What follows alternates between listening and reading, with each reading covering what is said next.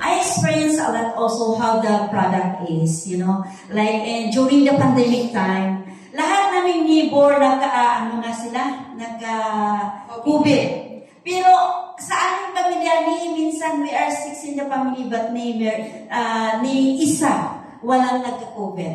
So I'm very thankful that I made the career in the right way. Yeah, actually matagal din ako niligawan eh. Pilipina ako eh, hindi ako easy to get. Yeah, naligawan din ako ng 6 years for this product. Yeah, pero siguro kung hindi lang dumating yung, kasi minsan kasi, ano natin eh, parang ano natin, parang, oo, ayaw ko niyan. Kasi, minsan it depends how the, kung paano nila i-introduce sa'yo. Kasi yung, nag-introduce sa akin kasi, i-introduce niya sa akin as pangkabata. And which is, my husband is older 15 years than me. So sabi ko, I don't need that. Kasi sinuso ko naman asawa ko, baka hindi na ako makalabas.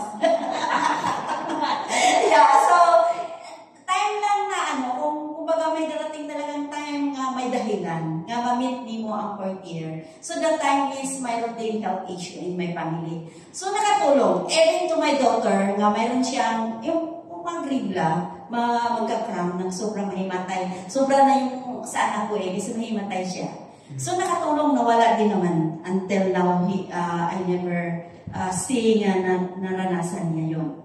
And to my sister, yeah. So I experienced a lot also. Kasi minsan, di ba, pagod tayo mga magulang, mother, especially if we are the stage mother, we all are around, di ba? So maranasan din natin yung maranasan natin yung pagod sa katawan, yung 1 capsule a day lang.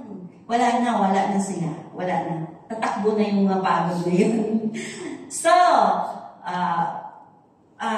punta tayo sa atong second testimony. She is a caregiver. Ilang taon ba siyang caregiver?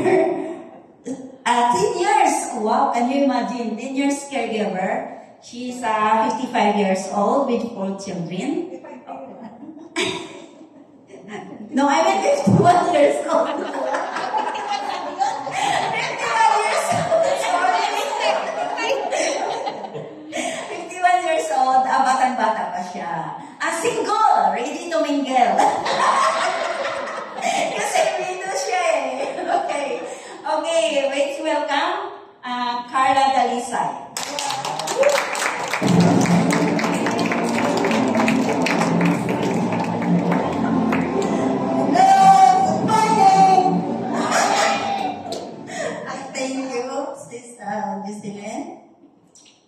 And Gilo, our sa ating mga pabo, good morning, and 3-star, 2-star, 1-star, and visitors, good morning. Morning.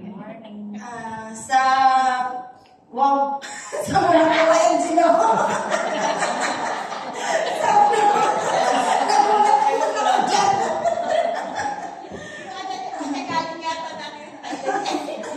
Super edited ba? Kaya naman ako napunta dito sa Revie. Palakpakan natin si Sir Eric Cho. Siya yung unang nakapag-invite sa akin kasi nakita niya ako sa Caregiver Philippines. So, nangangailangan sila doon sa Brunei ng caregiver. Nag-message siya sa akin, nakita niya ako. Then, maraming nag-message sa kanila na gustong magpunta ng Brunei, mag-apply. So, I'm the one na minessage niya, pinuhan. Akala ko naman, scammer. Tapos, nung sabi niya, pupunta daw sila dito sa Pilipinas, kasi nga, mayroon daw silang mga tao na gustong tulungan. Lahat daw ng mga may hirap na tao, gusto daw nilang tulungan. Sabi ko, wow. Nung time na yun, naka-duty ako dun sa St. Luke's. Mayroon akong patient doon. So, sabi niya, tawag siya ng tawag. Hindi ako reply sa kanya, gawang naka-duty ako. So, nung hapon na, ang dami niyang call. Tapos nireplyan ko siya, sabi niya, gusto mo ba talaga mag-caregiver sa ibang bansa? Sabi ko, yes sir. Sabi niya, so, send your resume sa akin. Sabi ko, siguro, mga 3 days na, hindi pa rin ako nag-send sa kanya. After 3 days, tumawag na. Akala niya siguro, nagbibiro lang. So, pinakita niya yung mukha niya. Ay, lalo akong natakot kasi nga lalaki. Lalaki siya. Sabi ko, naku, foreigner na naman ito, matanda. Sabi ko ng ganyan. Sabi niya, pupunta kami ng Manila, sabi niya, I want to meet you. Sabi ko, ang dami ko ng sa kanya. Nag-send ako ng resume. Sabi niya, interviewin ka ng relatives daw nila. So that time, ang pasyente is 95 years old. Sabi ko, okay. Nung time na yun, bigla siyang tumawag. Nandito na raw sila sa Pilipinas. Di ko, ang bilis naman. Sabi niya, nasa airport na kami. Sabi niya, gusto mo bang mag-meet tayo ng MUA? Sabi ko, ay nasa duty pa ako. Sabi ko, sir, mamaya pa yung out ko. Sabi ko, ganyan, siguro mga 1 o'clock. Sige, sabi niya, mag-grab ka na lang. Eh ako naman, balik wala sa akin. Pinahintay ko siya ng 3 hours doon sa restaurant. Kasi tinitingnan ko muna siya kung may kasama ba siya or natatakot ako. Sabi ko, sir, pwede ba ako magdala ng mga kaibigan? Sabi niya, that's good, magdala ka.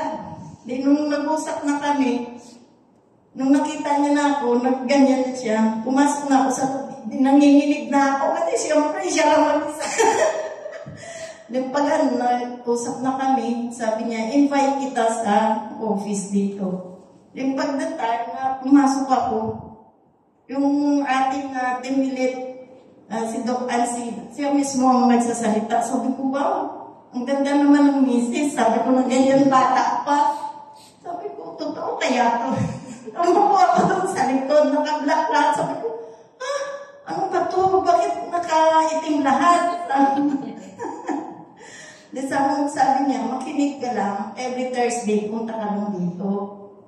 So, pang nagustuhan ko naman yung nila, that time, every Thursday, nag-a-attend na ako. Attend. Hindi talaga ako pumapalya. So, that time, laging bumabaha. Tapos, binatawagan ako ni Doc Ann. Sabi niya, Carla, pwede ka bang pumunta ng opisina? Sabi ko, Doc, try ko po kasi, medyo, yung bahay kasi namin, bahain. Laging nabaha. Sabi ko, pupunta na lang ako. Sabi ko nung ganyan. Minsan,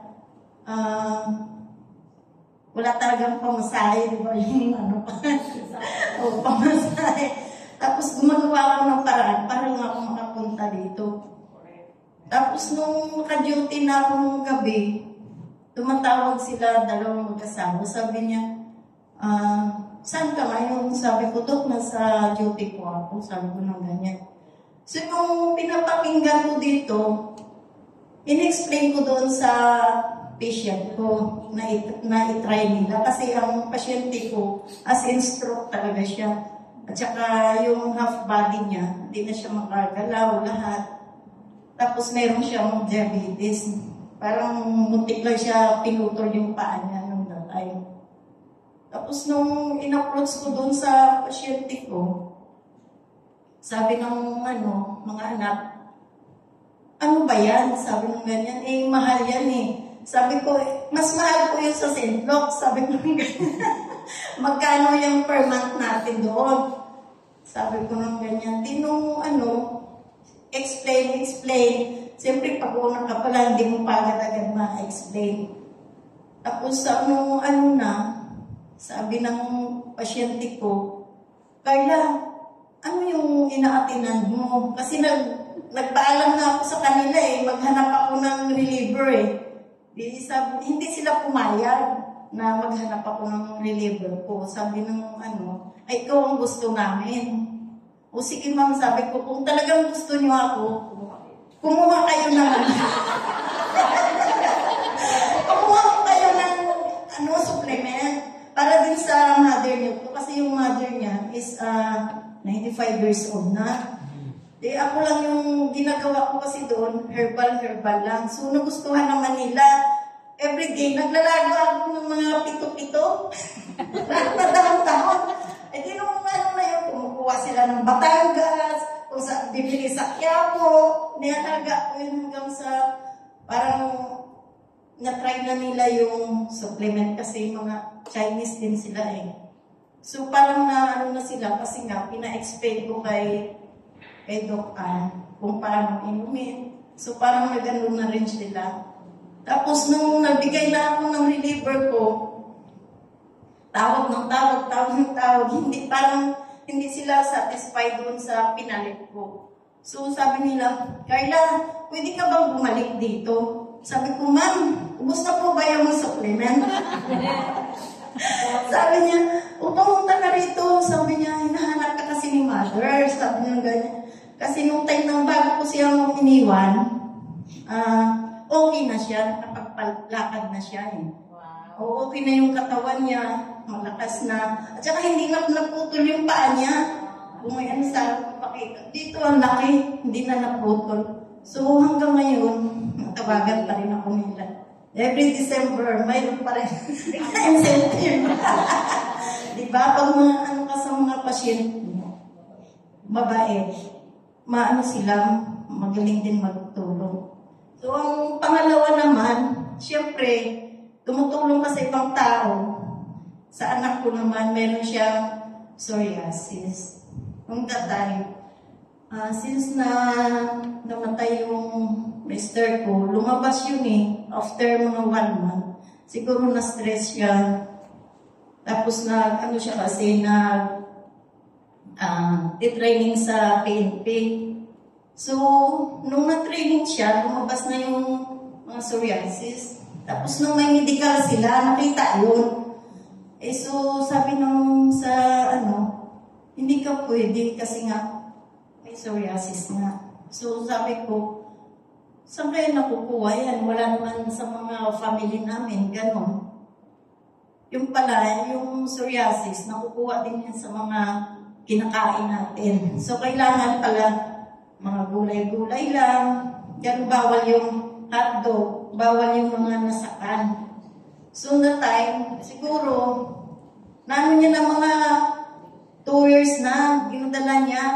Umpisa pa lang, parang lang siya, tuldok-tuldok. Tapos, kumalat na sa buong katawan niya. Yung parang hanggang mula ulo, hanggang paa na, nagnanaknak na siya. Noong that time, sabi ko, di ang laki na ng nagastos niya sa ospital kasi wala namang gamot yun eh. Ang binibigay ng doktor, puro cream. Ay, yung cream nun, 2 beses niya lang gagamitin.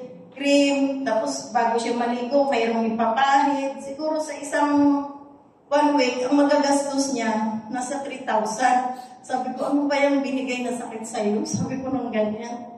So, nung time na yun, nitry namin yung Forten. Siguro mga pa lang siya, hindi niya naubos yung 10 capsule. Unti-unti na siya matuyo, until na wala na. So, sa ating mga visitors, try lang. Tsaka sa mga sister, attend lang tayo ng every Thursday and Saturday. Makukuha din natin yan. Lahat. Yes. Yun lang. Thank you so much.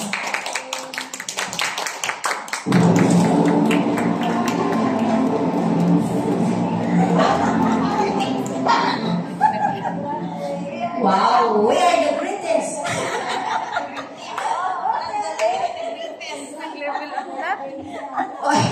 O diba, ang galing ng product. Sa lahat talagang nakatake ng product. Wala talagang nagsabi na hindi maganda. Kaya maniwala na kayo kahit nagdadalawang isip pa kayo.